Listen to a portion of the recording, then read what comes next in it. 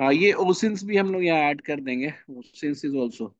सो 1988 में अ, जो एक फॉरेस्ट पे वो आया था, बिल बना था, and we had actually made our target to cover the India entire nations geography, third मतलब one third of the geography with forest cover. ठीक है। उस समय ऐसा था कि 20% के अराउंड हमारे पास फॉरेस्ट कवर हुआ करता था, एंड इवन आफ्टर कितना 20 years later the total forest cover was 21% only. तो क्या इस चीज को हम लोग क्या बोलेंगे, इस चीज के लिए हम बोलेंगे कि ये पॉलिसी फेलियर रहा। What are the reasons for policy failure? वो अलग अलग हो सकते हैं, मतलब आप उसमें करप्शन, उसमें रिसोर्स को मतलब मोबिलाइज नहीं करना, या फिर राइट स्ट्रेटजी को नहीं बनाना, ये सारी चीजें आप अकाउंट पे ला सकते हो, why we could not achieve that. But इसके नहीं करने की वजह से we have several disadvantages that we are having. कई सारे रीजंस में जहाँ पे डिफॉरेस्टेशन बहुत फास्ट पेस में हुआ है, वहाँ पे जो ईयरली एवरेज टेम्परेचर है वो बहुत राइज कर गया।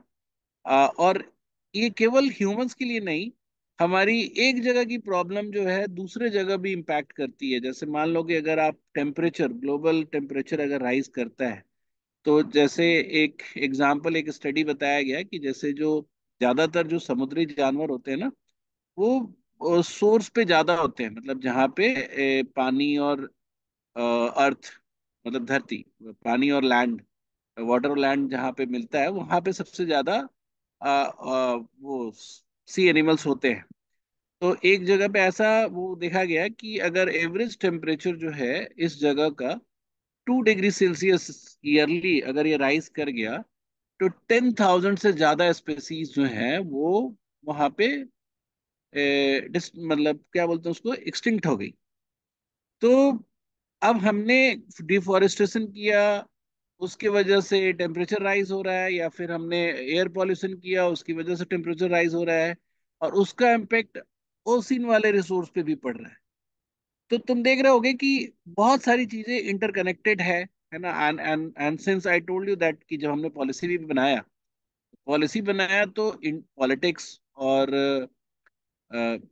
गवर्नेंस सिस्टम भी यहाँ पे बहुत इंपॉर्टेंस रखता है।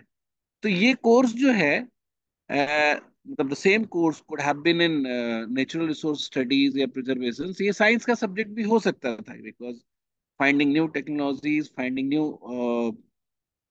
वे, साइंटिफिक वे टू प्रिजर्व और यूटिलाइज द रिसोर्सेज, वो साइंस के थ्रू आता।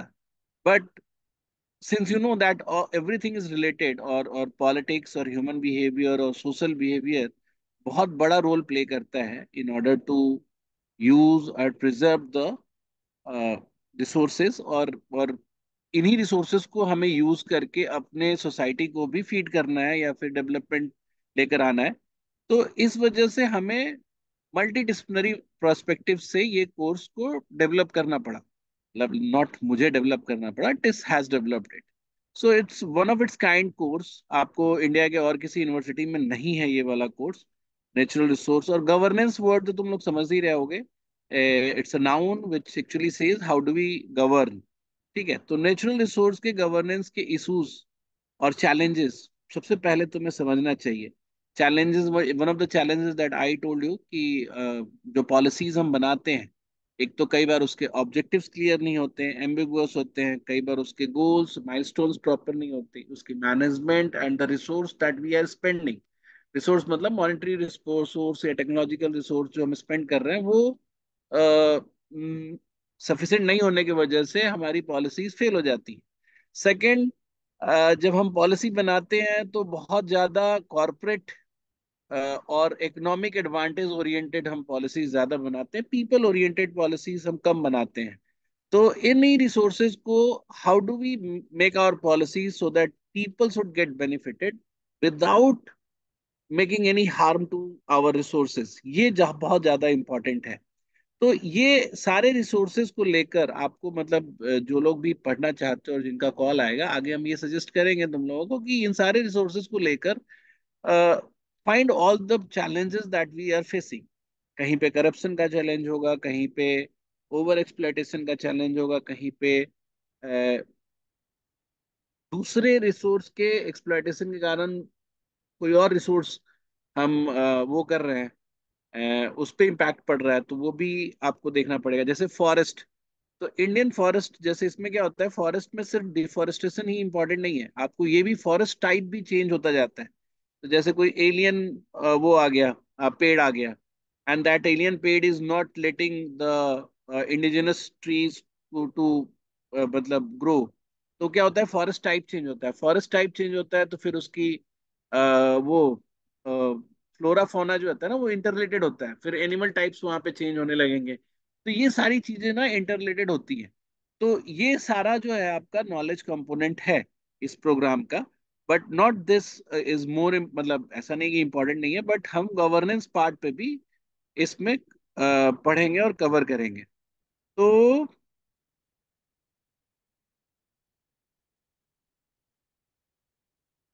Let's start with the course description part first.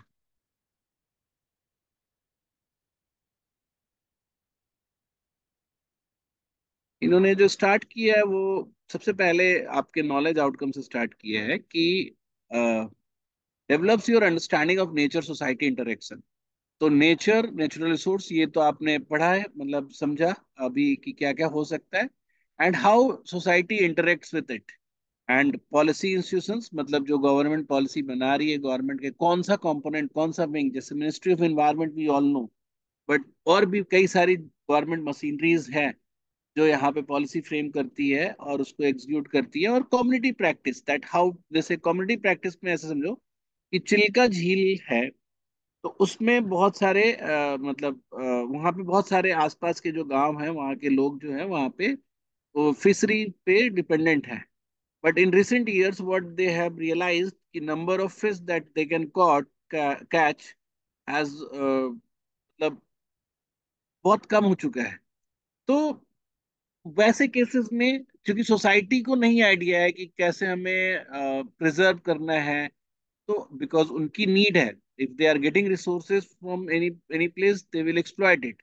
But government कितना इंटरफेयर कर सकती है और क्यों करना चाहिए, किस तरीके से करना चाहिए, ये सब चीजें भी आपको समझना पड़ेगा। तो ये तो हो गया आपकी लर्निंग आउटकम वाली बात। And it prepares you to, यहाँ पे ये सारी कैपेबिलिटी आउटकम पे बात की जाएगी कि appreciate the varieties of interactions among actors in complex socio-ecological system। अब ये क्या है कि हर बार कुछ नया हो सकता है, लोकल लेवल पे कुछ नया हो सकता है। जो 2 साल में आप पढ़ रहे हो, if will go to some site जहाँ पे नेचुरल रिसोर्स का सोसाइटी से इंटरेक्शन है, you can find a different kind of relation which exist there, जो आपने पढ़ा है। तो वैसे अप्रिसिएट करने का मतलब उस चीज को आप आइडेंटिफाई कर पाओगे, पहचान पाओगे, you can make a report, you can study it well. तो ये एक कैपेबिलिटी है which you will develop there. Study policy institution and processes to design policy architecture for sustainability transition. ये मतलब I hope you all know कि इसका मतलब क्या हुआ। अभी भी मैंने एक्सप्लेन किया कि पॉलिसी इंस्टीट्यूशंस अलग अलग होती हैं उनका, और हाउ दे डिजाइन पॉलिसी। तो ये आप स्टडी करोगे, और ऑफ कोर्स स्टडी करने का मतलब एक कैपेबिलिटी आउटकम होगा कि you can be the part of that team also. Engage with diverse policy settings for problem solving in context of resources and sustainability governance। अब इसमें क्या है कि कई बार पॉलिसी तो एक बार बन जाती है, and policy is not always कि एक काम करना है हमें, पॉलिसी कई बार एक फ्रेमवर्क भी देता है। तो अब एक जब फ्रेमवर्क मिल गया, तो उस फ्रेमवर्क पे काम करना, ये आपकी कैपेबिलिटी होगी कि आप डिफरेंट और प्लेसेस पे जाके, डिफरेंट उसमें एनवायरनमेंट में जाके आप उस फ्रेमवर्क पे, आप उस पे काम कर सकते हो। उसके बाद evaluate policy impact through micro and big data and qualitative field insights for designing robust institution. अभी क्या है कि जैसे किसी भी चीज में तुम थोड़ा सा डीप में चले जाओ ना, तो यू विल फाइंड कि the government, what ever the government is doing in that area is not sufficient. आपको कहीं ना कहीं आपको दिक्कत दिखेगा जब भी आपके पास ग्राउंड लेवल इंसाइट होती है ना। देन यू रियलाइज कि जो अपर मतलब गवर्नमेंट लेवल से जो पॉलिसीज बनाई जा रही है उसमें फ्लॉ है ना। हम ये नहीं कह रहे हैं कि आई एम वेरी स्मार्ट और everyone is very smart, but मैं देखता हूँ कि जैसे मान लो कि if I am concern about the Nations mathematical knowledge, जैसे मान लो मैं एप्टीट्यूड पढ़ाता हूँ, तो मैं जब निपुण भारत का ओवरऑल वो देखता हूँ ना पॉलिसी फ्रेमवर्क, तो मुझे लगता है कि इसमें कमी है ना। It could have been much better, because लोगों ने जो रीजंस आइडेंटिफाई कर रखे हैं कि वाई मैथ्स या knowledge of math is not मतलब पुअर है इन आवर सोसाइटी, या हो रही है, डिग्रेड हो रही है, तो उसके जो रीजंस आइडेंटिफाई किए हैं, that those are not the only reasons, because when I teach I have got something else और some other insight from the ground. तो ये भी कई बार प्रॉब्लम होता है, तो ये इम्पैक्ट, और कई बार नई पॉलिसी के लिए रिसर्च, इसके लिए भी आप कैपेबल होगे, ठीक है। Unlike all other courses, theoretical insight होगा, इंटरडिसिप्लिनरी लेंसेज से आप देखोगे, है ना। पॉलिसी बॉडीज को भी आप आइडेंटिफाई करोगे, और data science is now everywhere in all the courses of test, ठीक है। उसके बाद जो होगा आपका pragmatic अप्रोच होगा, you have to go to the field at ground, और you have to see the people and the society and the same area which you are studying, how it all interacting. और इसके बाद you will be trained to intervene for the different problems with proper strategy, ठीक है। तो ये सारी चीजें हैं। आगे अगर तुम देखोगे इसमें, तो अब now they have converted their programs, in fact all the postgraduate program will be converted in this, कि एनईपी के थ्रू ये एनईपी गाइडलाइन के उसमें बन जाए। तो मुझे लगता है कि आने वाले टाइम में every programme will have this option कि आप एक साल बाद डिप्लोमा लेकर निकल सकते हो। But I don't suggest this, आप 2 साल का प्रोग्राम करो तो बेटर है।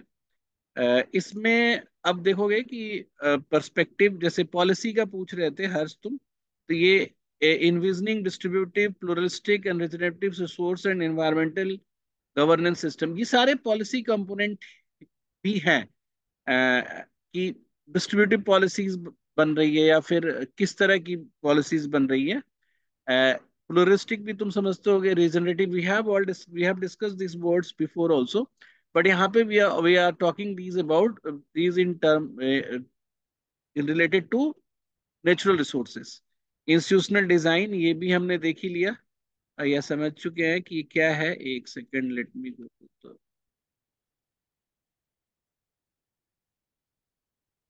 सेम यहाँ पे भी है।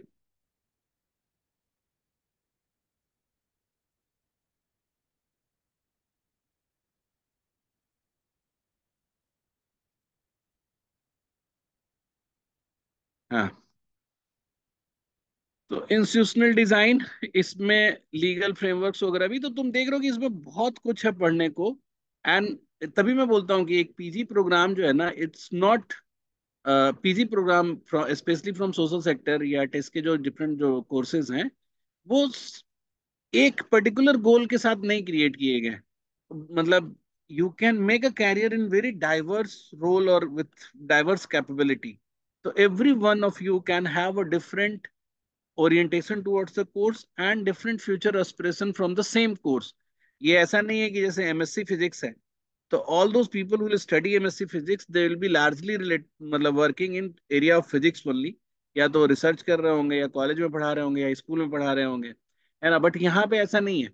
यहाँ पे विद द सेम कोर्स आप कंजर्वेशन में, या फिर पॉलिसी मेकिंग में, या कम्युनिटी बेस्ड इंटरवेंशंस में, ये देख रहे हो यहाँ पे जितने भी अलग अलग चीजें जो बताई गई हैं, उस सब में आप अलग अलग टाइप से कैरियर बना सकते हो। यू कैन एक्चुअली, ये वो आइडेंटिफिकेशन भी क्रिएट होने लगती है कि आप इस एरिया में काम करते हो, ये नैरो एरिया में आप एक्सपर्ट हो, और वो अच्छा भी होता है, ठीक है। इकोनॉमिक फ्रेमवर्क, इकोनॉमिक की स्टडी इसलिए इंपॉर्टेंट है बिकॉज रिसोर्स है, उसकी फाइनेंशियल वैल्यू है, एंड उसके मतलब डिफरेंट अदर एस्पेक्ट्स पे भी उसके वैल्यू को काउंट किया जाता है। And we need to know that how we should be distributing it among people और अमॉन्ग द कंपनीज, और कितना। जैसे एक एक बहुत पहले मैंने एक पढ़ा था, एक जनरल प्रॉब्लम पढ़ा था कि जैसे ओशियंस, मतलब जो भी सी एरियाज में है या सी फूड्स है, तो उसको कैसे वो करना है, डिस्ट्रीब्यूट करना है, लोकल मार्केट कंजम्पशन के लिए रखना है या एक्सपोर्ट करना है, ठीक है, और कितना अलाउ करना है पकड़ना, मतलब सी फूड को निकालना या एक्सट्रैक्ट करना। तो ये कई सारे चैलेंजेस होते हैं, तो अलग अलग रिसोर्स को लेके अलग अलग प्रॉब्लम्स होंगी, अलग अलग टाइप के इकोनॉमिक एडवांटेज होंगे उसके, और डिसएडवांटेजेस भी होंगे if you are exploiting it in unsustainable way. तो उसको समझना, analytics and problem solving, of course it is the most desired here because आप ये नॉलेज लेकर आप ये नहीं कह सकते कि हमें जानते हैं। You have to show that what you can do after this, है ना, where you can work, in what area you can work, in what profile you can work. तो ये सारी जो है उसमें क्या यूज होगा, जैसे प्रॉब्लम सॉल्विंग में डिसीजन मेकिंग या फिर सिस्टम थिंकिंग।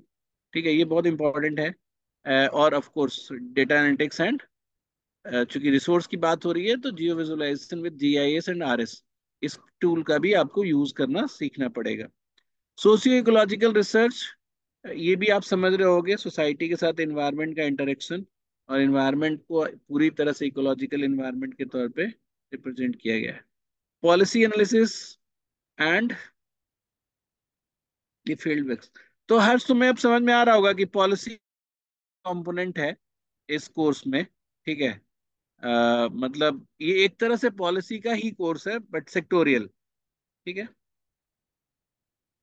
Yes sir.